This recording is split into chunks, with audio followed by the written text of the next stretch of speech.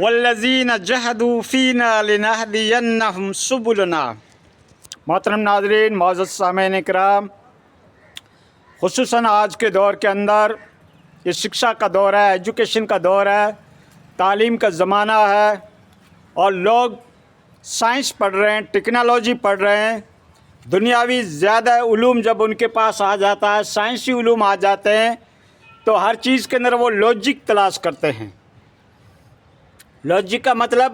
वो अक़ली एतबार से उन चीज़ों को फ़िज़िकली तौर पर उसका एक्सपेरिमेंट देखना चाहते हैं, उसका इस्तेमाल देखना चाहते हैं। क्या फ़िज़िकली तौर पर ये चीज़ें दुनिया के अंदर एग्जिस्ट करती है?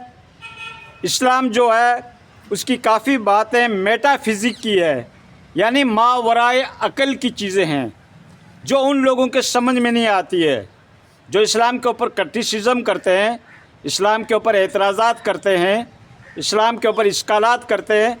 उनके दिमाग के अंदर ये चीज़ें नहीं आती है, क्योंकि वो चीज़ें फ़िज़िकल वर्ल्ड की तो है नहीं, कोई एग्जिस्ट तो करती नहीं है। जैसे फ़रिश्ता, अज़ाब कब्र, जन्नत, जहन्नम, ख़ुद अल्लाह की ज़ात, इसको किसी ने नहीं देखा। इस फ़िज़िकल वर्ल्ड की ये चीज़ें नहीं है जिसको हम ऑब्ज़र्व करें, हम अपने मुशाहदे में लाएँ, हम उनका दीदार करें, देखें, दृश्य उसका देखें।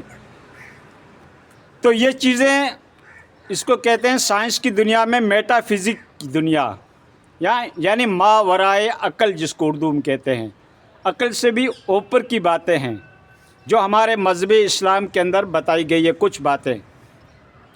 तो दोस्तों, हम उसको इस्लाम के ऊपर जो क्रिटिसिज्म करेगा, एतराज़ करेगा, इश्काल करेगा, हमारा जो मद्दे मुकाबिल है, हमारा जो कंपटीटर है, हम उसको कैसे सर्टिफाइड कर पाएंगे, किस तरीके से उसको मुतमईन कर पाएंगे। तो आपके पास वाफिर उलूम होना चाहिए, आपके पास मंतकी, लॉजिकली, रेशनलिटी जिसको कहते हैं, अक़ली दलाइल, वो भी आपके पास होना चाहिए, ताकि आप अपने मद्दे मुकाबिल को, जो इस्लाम के ऊपर एतराज़ उठा रहा है, इस्लाम के अंदर कमियां ढूंढ रहा है, नुक्स ढूंढ रहा है, क्रिटिसिज्म कर रहा है, तनकीद का निशाना बना रहा है, तो उसको आप किस तरीके से जवाब दे पाओगे, जबकि आपकी ऐसी कॉम्पिटिशन नहीं है, आपकी सलाहियत ऐसी नहीं है, आपकी इस्तिदादी ऐसी नहीं है, आपकी एबिलिटी ऐसी नहीं है, आपकी क्वालिफ़िकेशन भी इस लेवल की नहीं है कि आप उसको सर्टिफाइड कर पाएँ या उसका काउंटर अटैक यानी जवाब दे पाएँ उसका बात का। तो उसके लिए आपके पास लैंग्वेज जो होती है, भाषा जो होती है, लिसानियत जो होती है, उसके ऊपर भी आपको उबूर हासिल होना चाहिए। एक क्रिश्चियनिटी वाला बंदा है, अंग्रेज़ है, वो इस्लाम के ऊपर एतराज़ात उठा रहा है, तो ज़ाहिर बात है कि वो तो अंग्रेज़ी लैंग्वेज इस्तेमाल करेगा। इस तरीके से कोई हिंदुज़म का बंदा है, धर्म आचार्य है, तो हिंदी के अंदर सवाल करेगा। तो आपके पास हर लैंग्वेज की जानकारी होनी चाहिए। इतनी तो जानकारी होनी चाहिए, मुकम्मल जानकारी करना या पीएचडी उसके अंदर हासिल करना, ये तो बंदे के बस का काम नहीं होता, इल्ला माशा अल्लाह। लेकिन इतनी जानकारी होनी चाहिए कि आप मोतरिज़ का, एतराज़ का डिफेंस कर सकें, उसका दिफा कर सकें। जिस तरीके से सलमान रुश्दी ने किताब लिखी थी, सचनेस ऑफ वर्सेस, अंग्रेज़ी के अंदर, माज़अल्लाह, उसके अंदर अल्लाह के नबी की तौहीन की गई थी, लेकिन वो रंगीन बुक छपा रखी थी, उसके वर्क बहुत आलीशान थे। तो हमारे आलिम भी उसको हाथ में लेते तो कहते किताब तो माशाअल्लाह है। अरे तुम्हारे नबी की इसके अंदर तौहीन की गई है, तजलील की गई है, इंसलेट की गई है, और आप कह रहे हो किताब तो माशाअल्लाह है। क्योंकि हम उस लैंग्वेज से वाकिफ़ नहीं हैं, हम उसके अंदर जो मैटर और मवाद जो भरा हुआ है उसको पढ़ नहीं पाते हैं, उसको समझ नहीं पाते हैं। तो हम तो हर एक अच्छी दूध को, अच्छी शय को दूध ही मानेंगे। तो दोस्तों, आपके पास काबिलियत होनी चाहिए, इतनी इस्तिदाद होनी चाहिए, कंपटीशन होनी चाहिए, ख़ास तौर पर मंतकी आपके पास, फ़लसफ़ियाना अंदाज़ के अंदर आपके पास उबूर हो, नॉलेज हो, ताकि आप अपने मद्दे मुकाबिल को, अपने कंपटीटर को जवाब दे पाओ। या कंपैरेटिव स्टडी जिसको कहते हैं, तकाबुल अदियान के बारे में आपको कुछ नॉलेज होना चाहिए, किस मज़हब में किस तरीके की बातों का मेंशन किया गया है, ज़िक्र किया गया है, اور اس کے مقابلے میں ہمارا اسلام دھرم کیا کہتا ہے۔ اب اسلام کے نظام کو، اسلام کی اسکول آف تھاٹ کو، اسلام کے نظریات کو، اسلام کی آئیڈیالوجی کو اگر آپ غیر کو سمجھانا چاہیں گے تو پہلے تو آپ کے پاس اسلام مذہب کی پوری نالج ہونی چاہیے۔ قطعی الدلالہ کیا چیز ہوتی ہے، نص قطعی کیا چیز ہوتی ہے، خبر واحد کیا چیز ہوتی ہے، آثار کیا ہوتا ہے، صحابہ کے قول کیا ہیں، سلف کے قول کیا ہیں، خلف کے قول کیا ہیں، ہماری اسلامی ٹریڈیشنل کیسے چلی آ رہی ہے۔ آج کل ہمارے چھوٹے چھوٹے علماء جن کے پاس علمی وافر علوم نہیں ہے، محققانہ اس کی نظریاتی کیفیت قابل تسلیم نہیں ہے، تو وہ لوگ کیا ہے کہ خبر عاد کو سنتے ہیں، کوئی ضعیف روایات کو سنتے ہیں، کوئی موضوع روایات کو سنتے ہیں۔ بھائی فلاں کتاب میں لکھ رکھی ہے، دلائل نبوہ میں لکھ رکھی ہے، ابن ماجہ نے لکھ رکھی ہے، لیکن سند کے اعتبار سے، متن کے حساب سے ان کو کچھ بھی معلوم نہیں ہے کہ اتنے بڑے مفسر نے لکھا، اتنے بڑے امام نے لکھا تو بات اتھینٹک ہوگی، لیکن اپنی طرف سے اس کی کوئی تحقیق نہیں کرتے، کیونکہ تحقیق کا پیمانہ ہی ہمارے پاس نہیں ہے، صلاحیت کا پیمانہ ہی ہمارے پاس نہیں ہے، تو ہم کس بیسس کے اوپر اس کی تحقیق کریں گے۔ متن کیا قرآن کے مخالف تو نہیں ہے، نصوص قطعیہ کے دلائل کی روشنی میں دیکھتے ہیں، استدلال کی روشنی میں دیکھتے ہیں، تو کیا حدیث اس سے ٹکرا نہیں رہی ہے، کیا اس کے خلاف نہیں جا رہی ہے،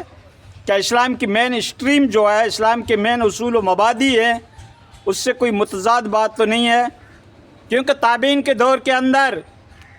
الگ الگ اسکول آف تھاٹ رکھتے تھے، الگ الگ نظریات رکھتے تھے، کئی رافضی تھے، کئی ناسبی تھے، کئی معتزلہ تھے، تو انہوں نے اپنے حساب سے حدیثیں بنا لی، مارکیٹ میں چل بھی گئی، کتابوں میں لکھ دی بھی گئی، لیکن احسان ہے ان محدثین کرام کا جیسے بخاری، مسلم، جنہوں نے کیا کہ ان احادیثوں کو چھانا بینا، تحقیق کی، ریسرچ کی، اور متن کے حساب سے، سند کے حساب سے سب کے اوپر غور کیا، اسماء رجال کا فن مستقل ایگزسٹ کیا، اور پھر جا کر ان حدیثوں کو اتھینٹک سمجھ کر اپنی بکس میں ان کو نوٹ کیا۔ تو دوستو ہمارے پاس ضعیف روایات بھی آ جاتی ہے، اور ہمارے مقررین دھڑلے کے ساتھ اس کو بولتے ہیں، اسٹیج کے اوپر، ممبر رسول کے اوپر اس کو بیان کرتے ہیں۔ آیا یہ حدیث خبر عاد ہے، خبر واحد ہے، ضعیف ہے یا موضوع ہے، اس کے بارے میں کوئی سوچا نہیں جاتا۔ تو ٹھیک پہ ایک تو بات یہ ہے دوستو، اس کو دماغ میں بیٹھا دیا کرو، کوئی بھی آپ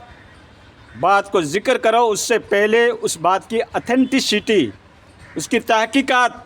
مکمل کر لیا کرو، اور اپنے مد مقابل کو زیر و زبر کرنے کے لیے، اس سے ڈسکشن کرنے کے لیے، اس سے بحث و مباحثہ کرنے کے لیے، اس سے جرح اور تعدیل کرنے کے لیے آپ کے پاس اتنا علم ہونا چاہیے،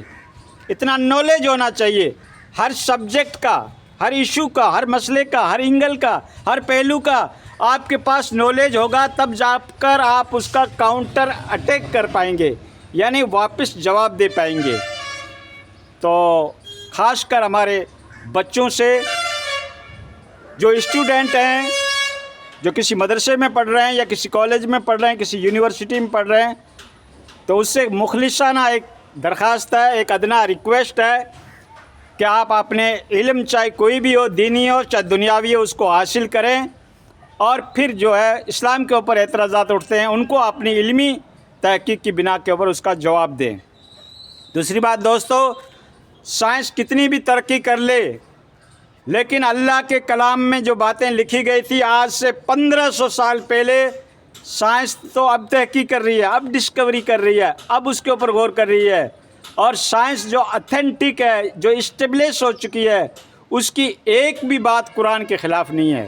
اور قرآن نے وہ بات 1450 سال پہلے بتا دی تھی، 1500 سال تقریباً پہلے بتا دی تھی۔ امبرالوجی کا سبجیکٹ ہو، یا یہ زمین اور آسمان کی جو سرچ کر رہے ہیں، یہ چاند اور سورج کی جو سرچ کر رہے ہیں،